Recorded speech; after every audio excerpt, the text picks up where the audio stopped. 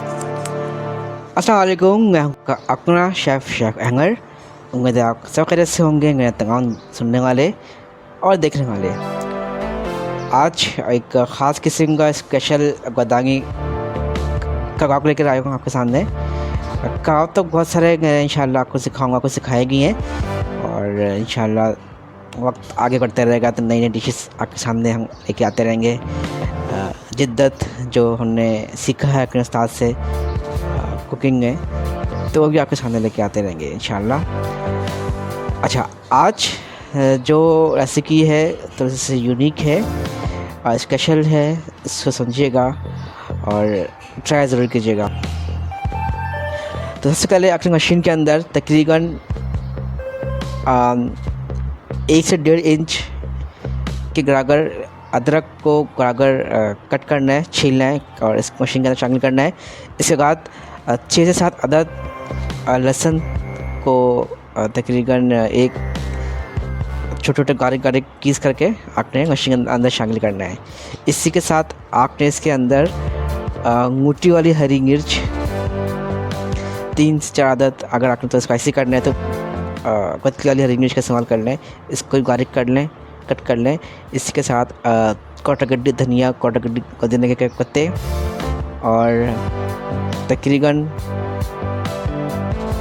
प्याज, अगर छोटे साइज़ के हैं तो 2 अदद, दरमियाने हैं तो 1 अदद प्याज को भी कट करके इसमें शामिल करना है। 1 अदद टमाटर लेना है जो कि सख्त हो, इसमें बीज निकाल लेना, बीज को फेंकना नहीं है, बीज हम कहीं और भी शामिल कर सकते हैं। टमाटर को भी बारीक कट करके अपनी मशीन के अंदर शामिल करना है। अच्छा, इसके बाद 1 अदद अंडा को तोड़कर अंडा शामिल करेंगे। इसी के साथ इसके अंदर गरम मसाला पाउडर, अब आधे से 1 चाय का चम्मच गरम मसाला पाउडर, कुटी हुई लाल मिर्च तकरीबन 1 चाय का चम्मच। अगर आपको दालचीनी का फ्लेवर पसंद है तो तकरीबन 1/4 चाय का चम्मच 1-2 चुटकी दालचीनी पाउडर इसके अंदर शामिल करेंगे। इसी के अंदर आपने थोड़ा सा नमक शामिल करना है, इतना कि आधा किलो गोश्त के साथ से इसके अंदर नमक शामिल करना है। इन तमाम चीज़ों को आपको से अच्छे से मिक्स करना है। जब तमाम चीज़ें मिक्स हो जाएं तो अब आपने इसके अंदर तकरीबन 1.5 पाव कीमा या आधा किलो कीमा ये शामिल करना है और मशीन को अच्छे से चला देना है। अच्छा, मशीन कोशिश कीजिएगा कि पहले ये तमाम मसाले हैं फिर उसको पीस लें। उसके बाद आपने इसके अंदर कीमा डालना है और फिर पीसना है ताकि कीमा अच्छे से मिक्स हो जाए और मसाले आपस में एक दूसरे के साथ रच जाए। नमक शामिल कर लिया आपने इसके अंदर, मसाले शामिल कर लिए और टमाटर भी शामिल कर लिया, प्याज, धनिया और अदरक लहसुन का पेस्ट सब कुछ शामिल करने के बाद अच्छे तरीके से इसको पीसना है। जब पीस जाए, मिक्स हो जाए, इसको फिर निकाल लेना है। अच्छा, अब आपने करना ये है कि इसके आपने फिंगर स्टाइल यानी कि लंगे लंगे जो कबाब होते हैं उस शेप को दे देना है, गोल या जो शेप आप समझ आए उस शेप को करना है। यानी कि अगर आपको गोल राउंड कबाब को रखना है तो उसका जो साइज़ होता है वो 4 उंगली के दरमियान में आना चाहिए, ये स्टैंडर्ड साइज़ है। तो इतना आपने इसको क्या कहते हैं कबाब लेकर आपने इसको अच्छे तरीके से इसका शेप दे देना है।